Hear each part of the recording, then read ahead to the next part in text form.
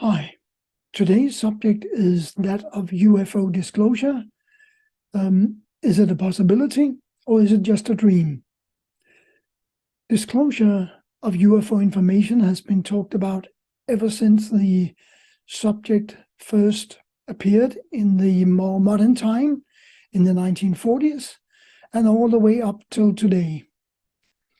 And at the moment, with all the congressional hearings about the UAPs, which is now called unidentified anomalous phenomenon, in the UFO circles, a lot of people are talking about UFO disclosure and that it is just around the corner. Well, here today to help us discuss this subject is the director of the Adamski Foundation, Glenn Stickling, who is a former professional commercial pilot and now in the finishing stages of writing a book about the UFO subject and his family's involvement in that and related topics. So without further ado, let me welcome Glenn to this interview. Yeah, so welcome, Glenn. Today's topic will be disclosure, as I told you. And let's begin with some of the latest news with the shoot down of the balloon or the drone from China, and also the latest car-sized object, which they don't really want to describe any further than that. I heard that directly when they had the press conference in the Pentagon. But does this has anything to do with a possible disclosure, Glenn, do you think? Or is it just trying to wash the subject down onto the floor, down on the carpet again? No, I believe my personal opinion is that the Chinese have been launching surveillance devices into the atmosphere and into space for a good number of years. And this isn't by far the only balloon that has reached the United States. Several others have in previous years, and also other parts of the world as well. And as we all know, we are long past the stage of, the U-2 type of reconnaissance photographic equipment where reels and reels of film were taken. No doubt they do take film as backup, but in today's high technology society, I would not doubt that information that they collect and record is Wi-Fi streamed instantaneously to their collection center. They would not expect to let that balloon fly all over the globe and then try to hunt it down and recover then the instrumentation that's inside. So I think to some degree they expected or anticipated to be disposable at one point or another.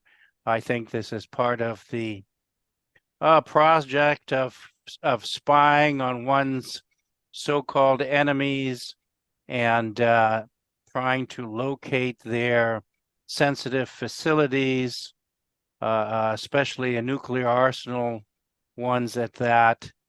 And it's an all over a type of aggressive stance that the Chinese are known to be willing to take, especially when we have administrations that they deem to be weak or non-confrontationary or unwilling to pursue the situation.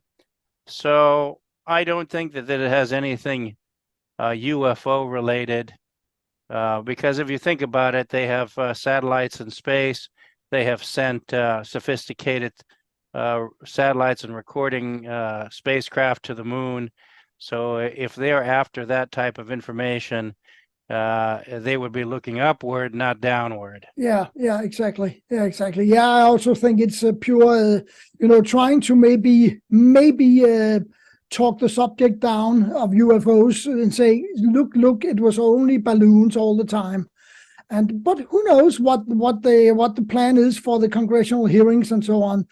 I still think it's very watered down, all that they inform. Did you read the latest, the report that was coming out here in November, which only came in January?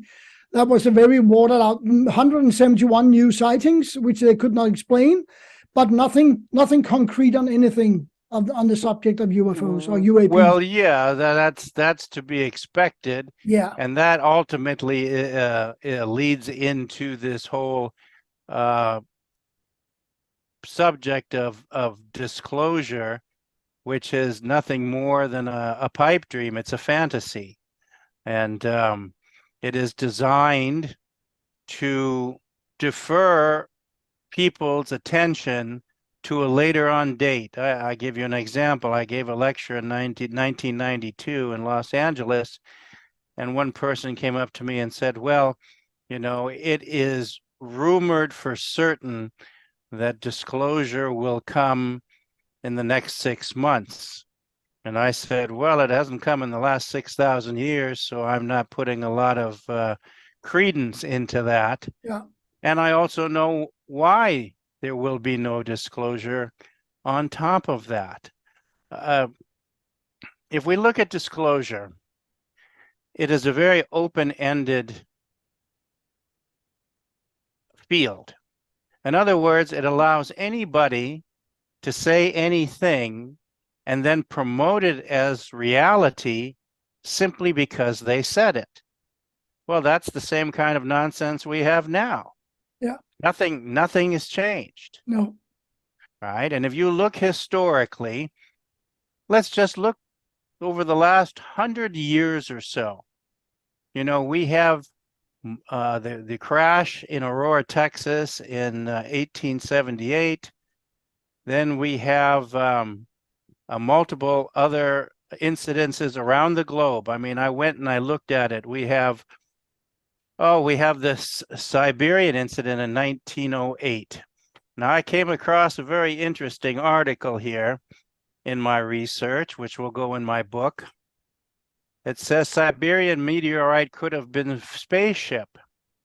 And it says here that Soviet scientists presented to the Scientific Academy that the explosion caused by the so-called meteorite had produced a fireball which was followed by a mushroom-shaped cloud. People living near the site of the impact died of then unknown illnesses, which showed the same symptoms as exposure to atomic radiation.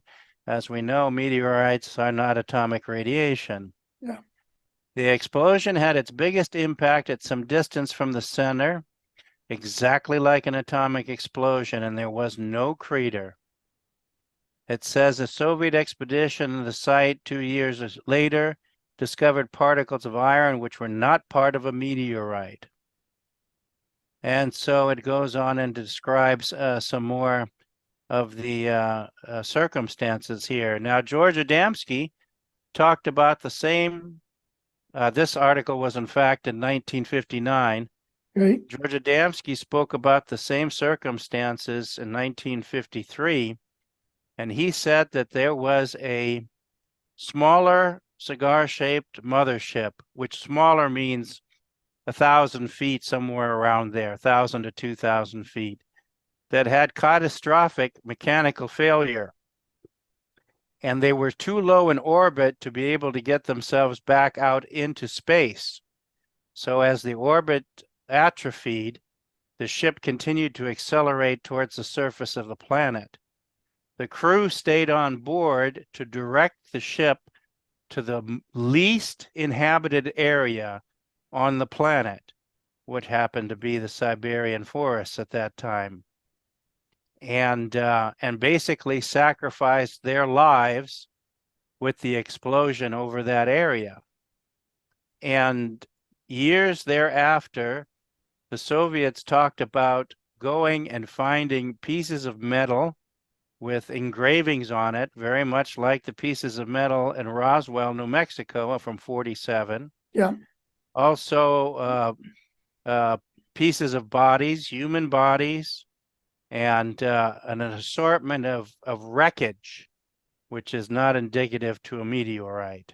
No. And so it's another example that we work tenaciously to cover up the situation rather than to divulge the reasons why certain events happen. And it shows you how we work collectively, because during those years after the Bolshevik Revolution, the Russians, at least from the political standpoint, from the public's perception, had no reason to cooperate with the capitalists and the Americans, but they did. And they did during the entire space program, too. While we were on the edge of the Cold War and the Cuban Missile Crisis, they had one-way phone lines between the space programs in each country, and they worked collectively together outside the political lunacy that is reigning even today. Yeah. So you have that. You have the Cape Girardeau incident in 41. In fact, you do a little bit of research, and you'll see probably 2 or 3 dozen instances all around the world, countries everywhere, that had instances of either malfunctions, crashes, or landings and repairs, and then departures again. None of this comes out into the public. And so we have established a primary agenda of subversion and denial. That's where it starts. That started in the 40s. That started after Roswell. It started with Hoyt Vandenberg and the Joint Chiefs of Staff that even overruled President Truman. And President Eisenhower went out with Adamski into the desert by invitation. One of these craft landed, and he was introduced to their human occupants. The story has been perverted by those in this UFO field who have no compunction and no morality. They try to say that Eisenhower made a deal to give our people and DNA to aliens so that we could get technology instead. Absolute garbage.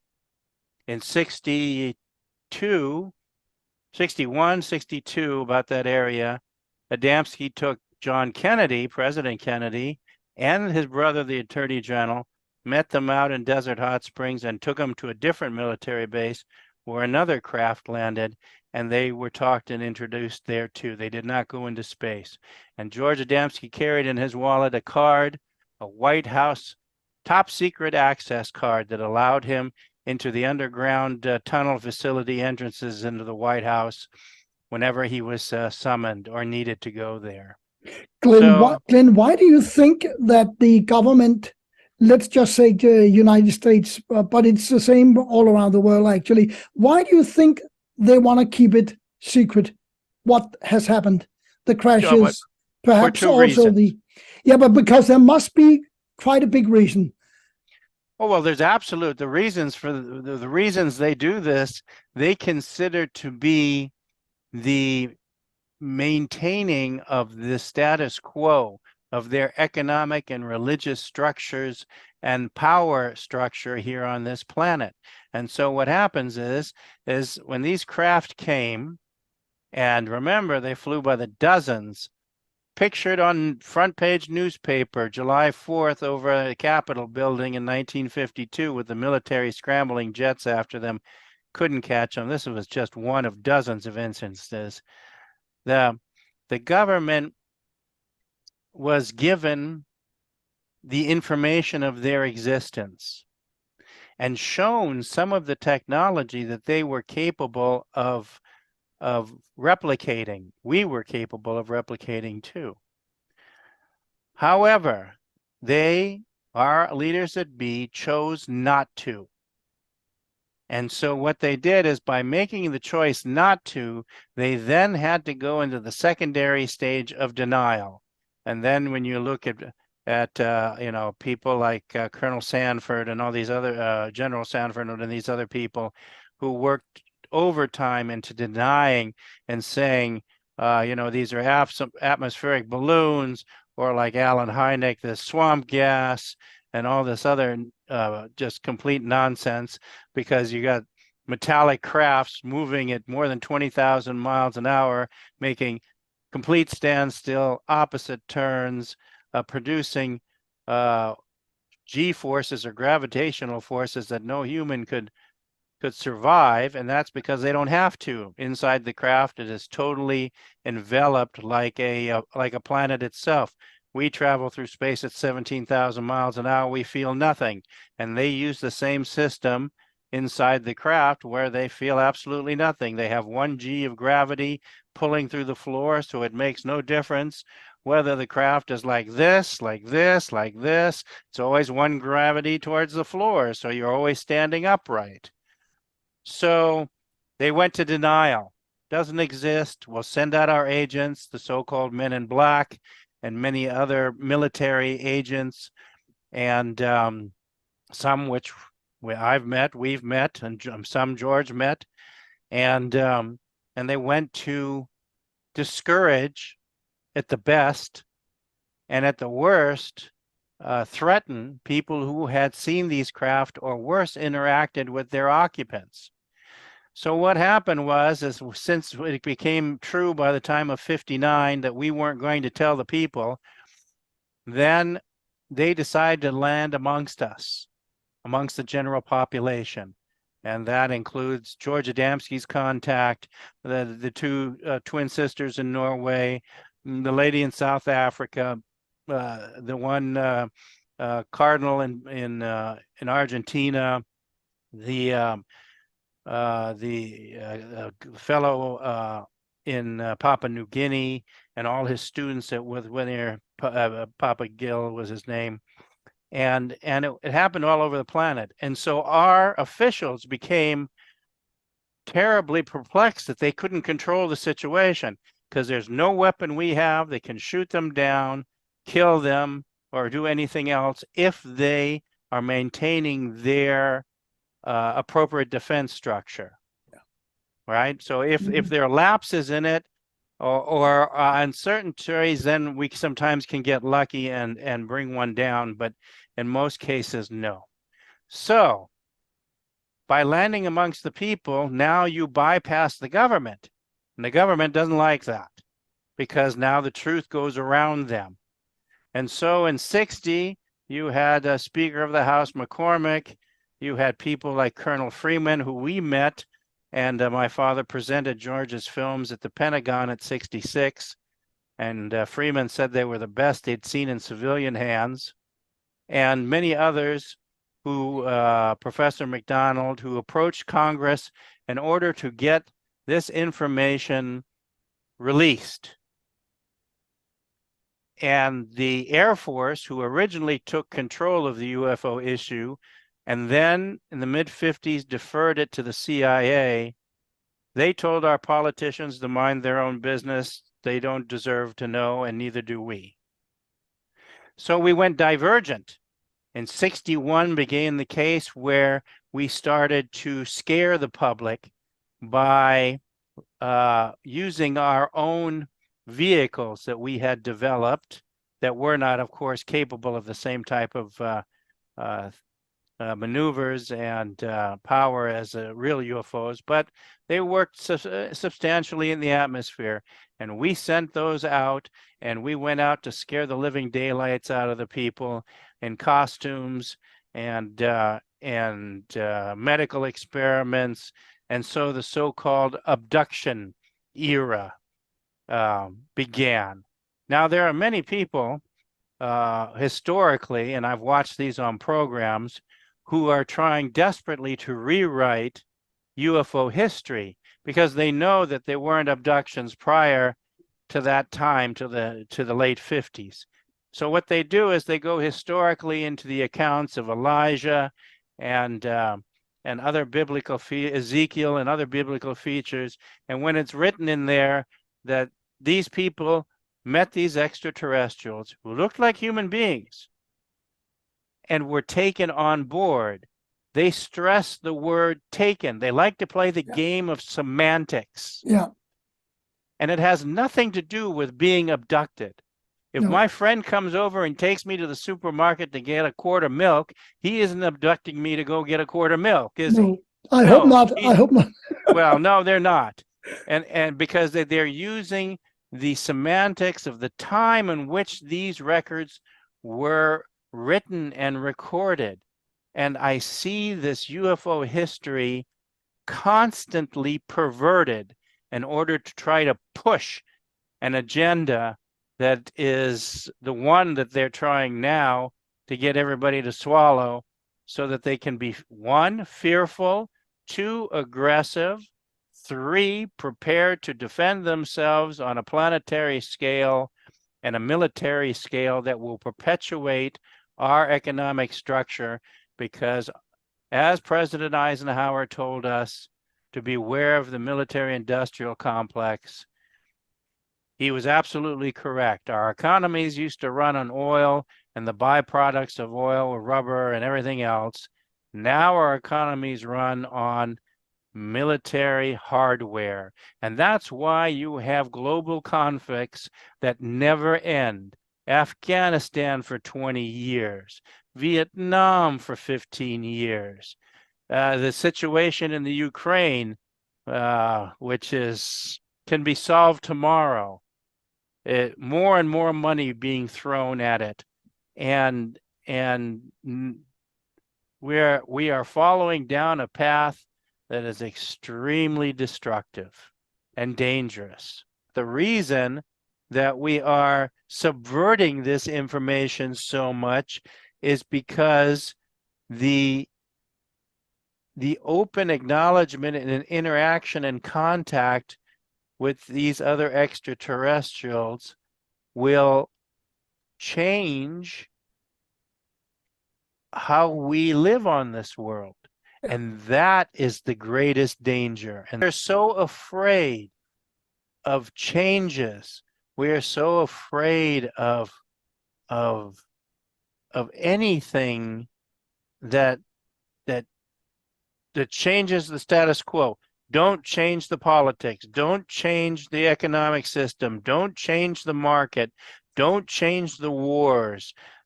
Don't change the level of poverty. We are so afraid that this type of contacts will rapidly, not gradually, rapidly make changes towards a betterment of life for all. And we do not want it. No matter how much we talk about peace and equity and racial balance, we don't want it. And we'll fight to stay away from it. Yeah. And that's why the disclosure that the government will attempt to promote will be that anything that comes from space is alien, threatening, destructive, and going to hurt us. And that way, we will then unite as a people to repel them away. And that's what our powers that be want more than anything else. Glenn, do you think that that a partial disclosure would be possible? Well, here comes the problem with the partial. Who's going to give it? Yeah. What are they going to say? Yeah. And who's going to believe it?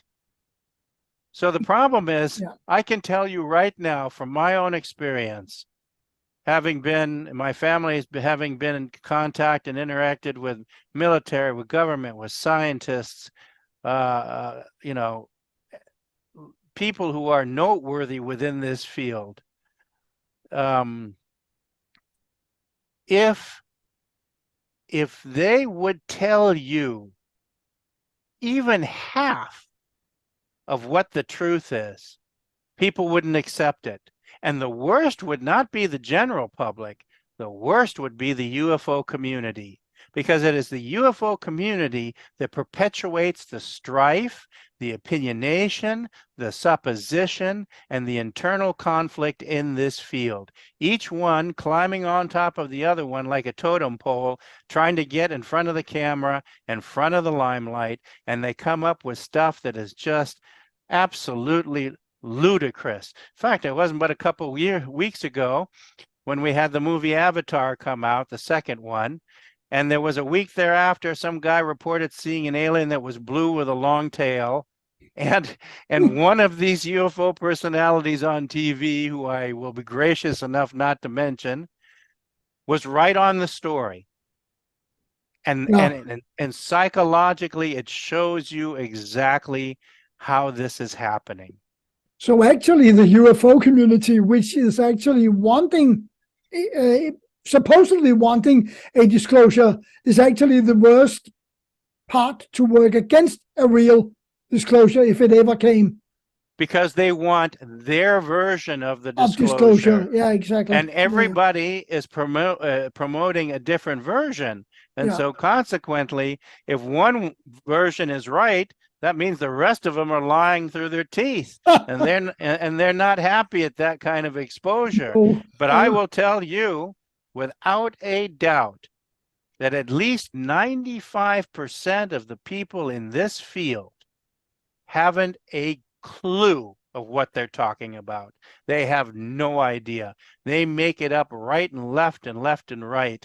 And then they stand in front of people with this smug look saying, look how much I know. And it is disgraceful. Is the nicest word. Yeah, that's a polite way to say it, isn't it? Do you think, Glenn, that they could ever come up with a, let's call it a fake disclosure, where they tell a totally wrong story about what is going on since the Roswell crash? Let's say they acknowledge the Roswell crash as the first one, maybe, and say, okay, we got some wreckage, we don't know what it is, and then go from there and make a fake rest of the disclosure about what's happening. They do that. They do this all the time. They take recognized events like the ones I list chronologically in my book, and I give all the references so people can see it. I mean, it goes back all the way to biblical times, to Alexander the Great.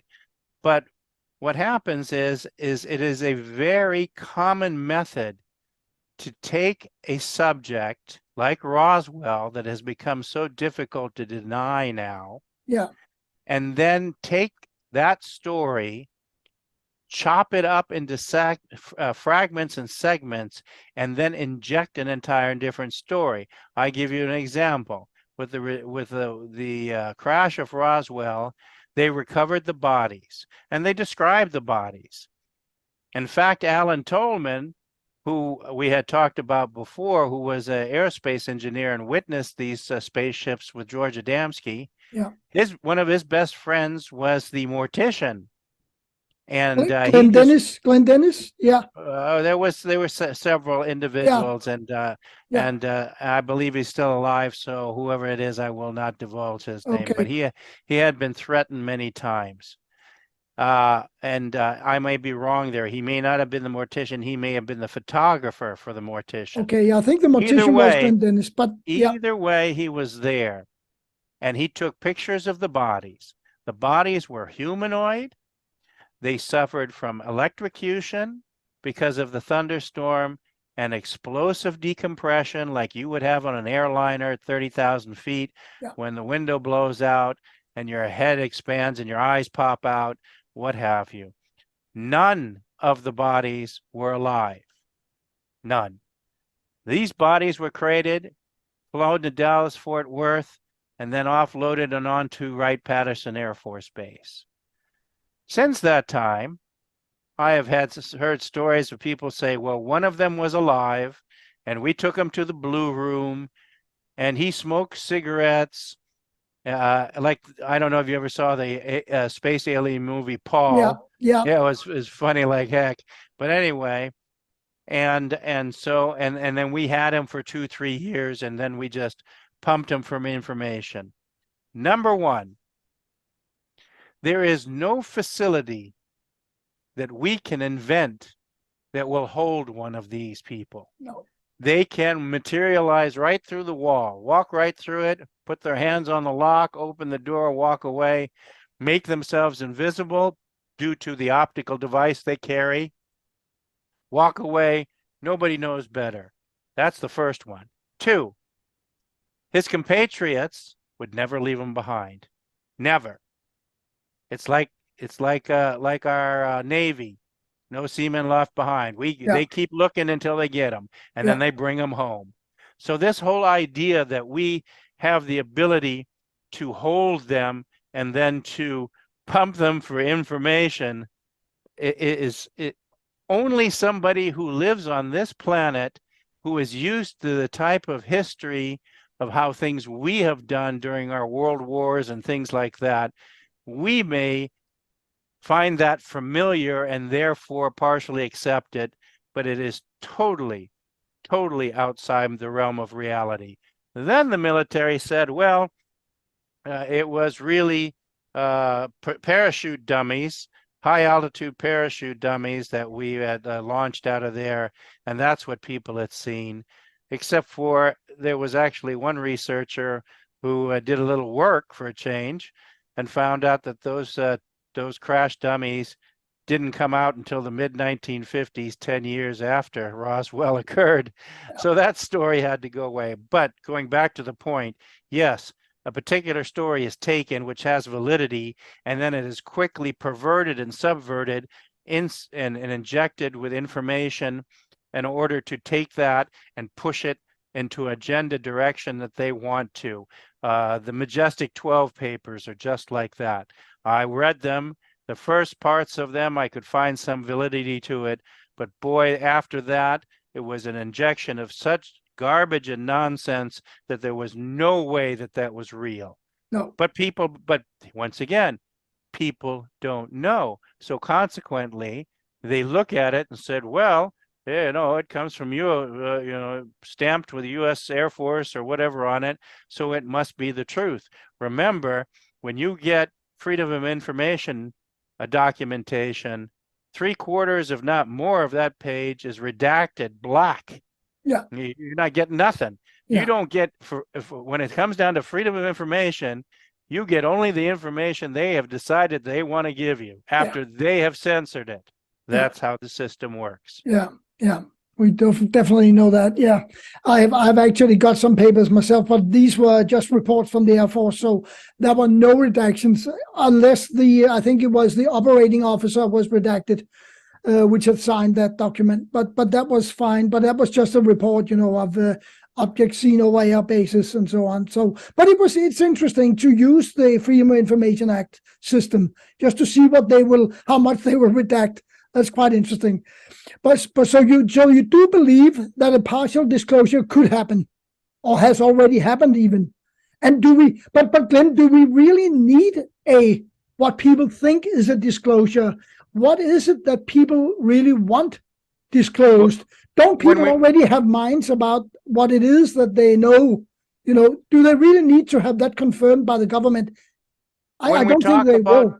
When we talk about partial disclosure, there has been disclosure of information such as the reports from our astronauts, the Mercury 7, the Apollo astronauts, both in our atmosphere and also traveling and orbiting the moon as well. And some scientists have released statements, and I have them all in archives here, of UFOs that have been seen and tracked at an immense speeds much faster than anything we could possibly conceive. So I would say that there are tidbits, little flakes of information that come out. The only trouble is you got to know what you're looking for, and you got to keep looking. Yeah. And it becomes a tedious process because, for every little blurb of information this big, you got to go through volumes of stuff that has no credence or credibility at all. And so the hard part of that is you have to start from a foundation where you have been trained to recognize accurate information to begin with, so that you have something to correlate with. Yeah. And so from that standpoint, sure, there's a little bit of disclosure going on, but that's not what people want. People want a nice, big, golden buffet plate. And on that buffet plate has everything they want to hear and see and like and taste. And it has to be palatable to them. And that's what they want given to them. They want somebody like Stanton Friedman or Donald Kehoe or some, and these people have done immense job and work, and most people who will listen to this problem will have probably no idea, but Donald Kehoe, who ran NICAP, wrote some amazing books that categorized, 11, 12,000 incidences. The same thing for Project Blue Book, the same thing for Captain Ruppelt with the report on unidentified flying objects for the Navy. I mean, literally 10 to 11,000 reports, of which 15%, if not more sometimes, were totally inexplicable and unexcusable by any standards they used. Yeah. So, I mean, put together 30,000.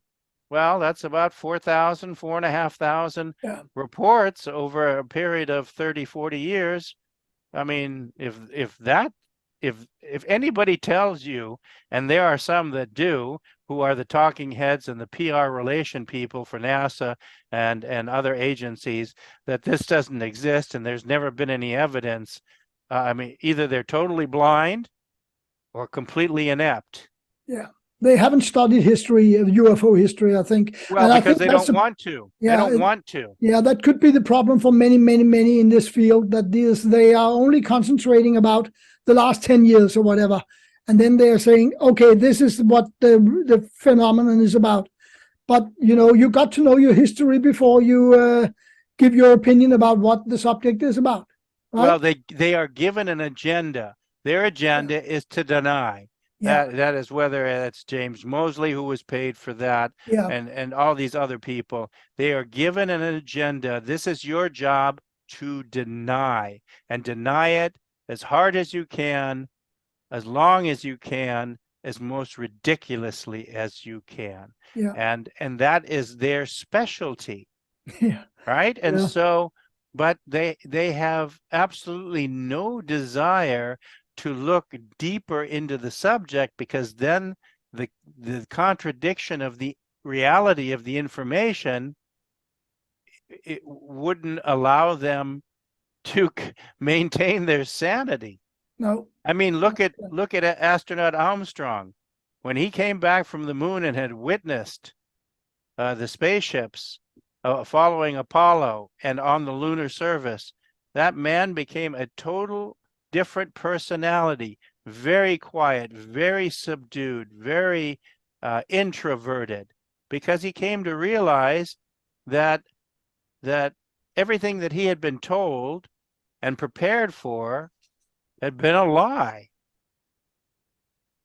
Yeah, that some people that's tough for some people, and I think he was one of the very sensitive one to that, because Aldrin talked like there was no tomorrow, and Collins was also a very subdued person, actually. Yes. Yeah. What he observed in the mothership when they were on the surface, I have no idea, but he must have seen something of which was spectacular, because he was a very subdued person as well. Well, imagine you're sent on a mission. You're a military officer. Yeah. Of course, all officers and officers of the government are sworn to the Secrecy Act and sign the paperwork that is for life. It doesn't have an expiration date. Yeah. You're the expiration date, not it. Exactly. So all these documents determine that you will not talk unless you are allowed to talk.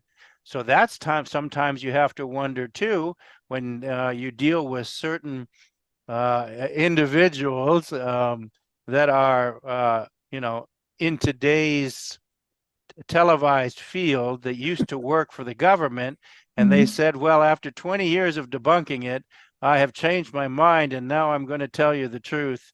If you believe that, then you know you Yeah. need you need your brain examined, because what they're doing is nothing more than reversing course and feeding you more information that they have been now given to promote again. Yeah. So no, Yeah, it's just a that new thing that they are promoting, right? And that's what they yeah, have been told to promote. exactly true, Yeah. exactly right. And we Yeah. all know, and we know their names too. Yeah, we do. We certainly do. Yeah. They're quite discernible. You can see who they are very easily if you just study this subject a little bit. Glenn, do you have any closing statements, and do you want to just tell people a little bit about your book maybe as well? That could be a good Well, one to end on, I think. I would say that there is information of value out there, but boy, you got to be very careful about it. We do not exist in a science fiction or sci-fi environment. In other words, there are those who meander out in this field and say, well, I had contact with over 200 alien species. Bull. There are 4 variants of sentient life: human beings, humanoid, robotics, and androids. The robotics sometimes mime what you would consider to be discernible as a gray, because a robot doesn't require as many facilities as a regular human being. Sometimes a singular ocular lens, like a video camera, or maybe a finger less or two. The android looks exactly like a human being, except for it's missing a finger. But there are no crayfish, there are no praying mantis people, no reptilian people, no Bigfoot people flying spaceships, and so on and so forth. This is pure fantasy. The whale doesn't crawl out of the ocean after 200 million years and starts building a 747. No, I We would have like to to see that. yeah, we have to understand the parameters of life, the evolution of life, the species. And once we study that, the principles of life, as is written by Dr. Panampura, the chemical laboratory leader in the University of Maryland, you will understand that there are elements and molecules and materials that do not fit together. Atomically, they repel each other. That's why we are carbon-based life forms and not silicon, because silicon is water soluble and it disperses. And so our imaginations have run wild, and we have to put a stop to that. And only till we put a stop to that and start to learn some reality will we begin to understand the UFO field. And that is why the space visitors come to visit us for thousands of years, is to enlighten us to that fact so that we may understand and we may join them. My book will come out hopefully. Renee is helping me, thank God. And hopefully it's about 70% done. And we Can you will try to mention the get, title, dear Glenn? I forgot to do that in the intro. I I think it's the UFO reality. Can truth prevail? That's right. Yeah. That's it. And so several hundred pages with a very large illustration section and an enormous reference section, because I have written the book as a professional and I do not make statements that I cannot back up, and I do not embellish. I believe after all my life in this field, this field is far too important to destroy and play with and game with. That I could not possibly adhere to that. My father couldn't, and George Adamski couldn't either. I want to say thank you to Glenn Stickling for a fantastic interview with a lot of information. The next video will be about the visitors and why they were here, but that will not be until a couple of weeks.